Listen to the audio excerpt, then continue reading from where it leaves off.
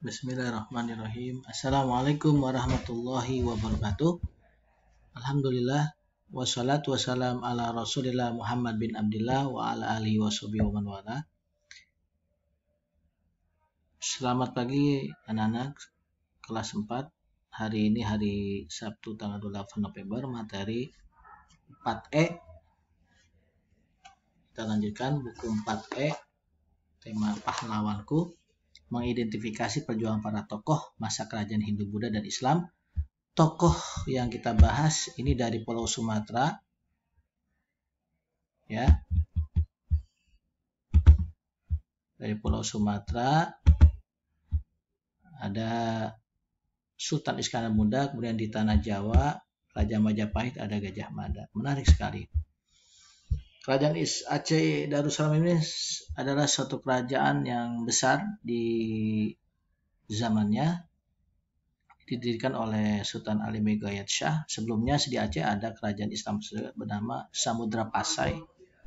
Nah, yang menarik ini kerajaan Islam Aceh Darussalam dan kerajaan Samudra Pasai yang sebelumnya itu adalah salah satu kerajaan yang sangat memiliki andil besar Islamisasi di tanah Jawa. Pada saat kerajaan Islam Aceh Darussalam berdiri dan kerajaan Samudra Pasai berdiri, itu mereka kerajaan ini mengirimkan ulama-ulama sepengetahuan Raja Majapahit, ya, Brawijaya di tanah Jawa.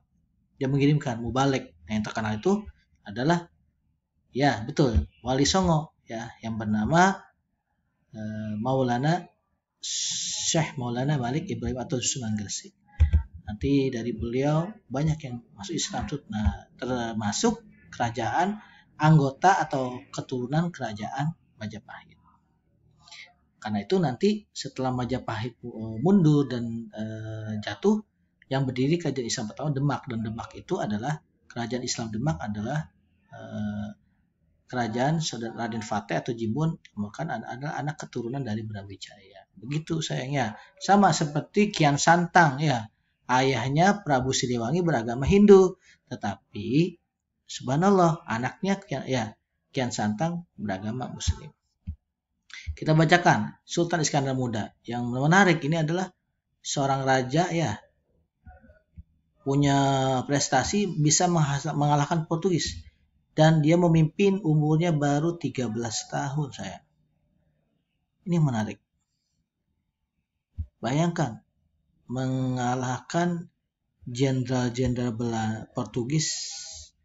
Nah, Portugis ini, ya, seperti kita tahu agamanya Kristen, ya, Katolik, sama seperti Spanyol. Nah, kalau Belanda itu kan membawa Kristen Protestan. Maka di Indonesia itu ada Kristen Katolik dan Kristen Protestan. Kita lanjutkan, bisa mengalahkan pasukan Portugis. Akhirnya beliau diangkat resmi menjadi sultan, menggantikan yang sebelumnya bernama Sultan Alauddin Riayat Shah. Pada masa beliau membuat semacam banyak peraturan undang-undang yang membuat masyarakatnya sejahtera. Di bidang perdagangan, perindustrian, pertambangan, pelayanan, pertanian, perikanan, dan semuanya, pokoknya membuat rakyatnya semua sejahtera. Subhanallah. Yang menarik nih, Angkatan Perang Aceh ini, terutama di Angkatan Lautnya, ini ada yang mengatakan belajarnya kemana? Ya, belajarnya ke Turki Utsmani saat itu. Ya, sayang. Jadi Sultan Iskandar Muda ini harus kita ingat, ya. Yang berikutnya tokoh yang menarik adalah dari kerajaan Majapahit. Adanya di Pulau Jawa. Betul, Majapahit ini coraknya Hindu dan Buddha juga.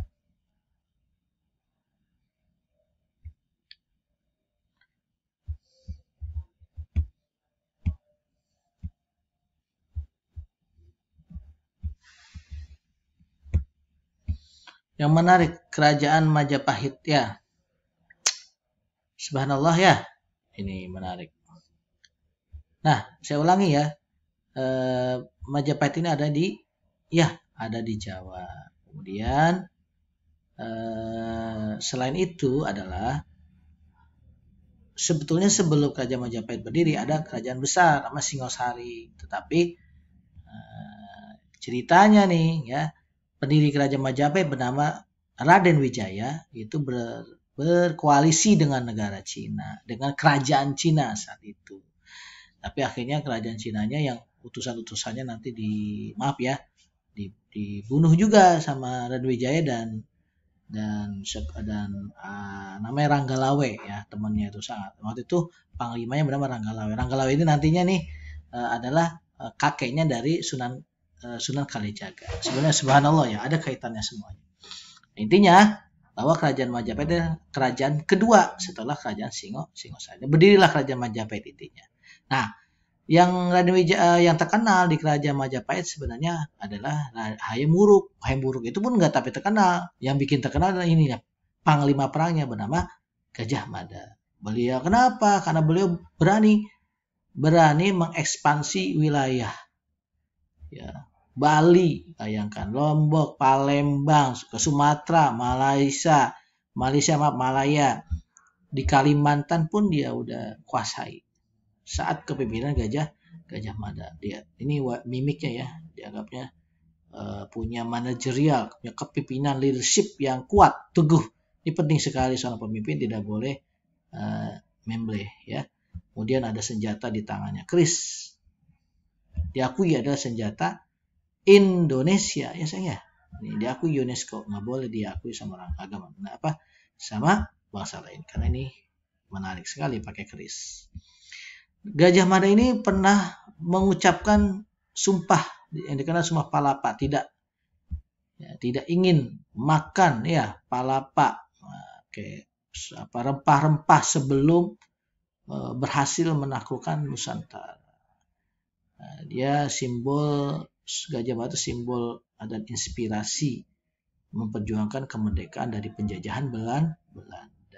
Ya sayangnya, anak-anak, hari ini itu saja materi yang dapat Bapak sampaikan mengenai dua tokoh yang sangat terkenal yang dari Islam diambil. Sultan Iskandar Muda, masih muda sudah bisa memimpin ya sayangnya, 13 tahun. Kemudian juga ada kerajaan Majapahit, ada patih yang punya kegigihan luar biasa menyatukan Indonesia atau Nusantara yang bernama Gajah Mada. Demikian, selamat belajar, dibaca-baca sayang ya. Selamat belajar. Assalamualaikum warahmatullahi wabarakatuh.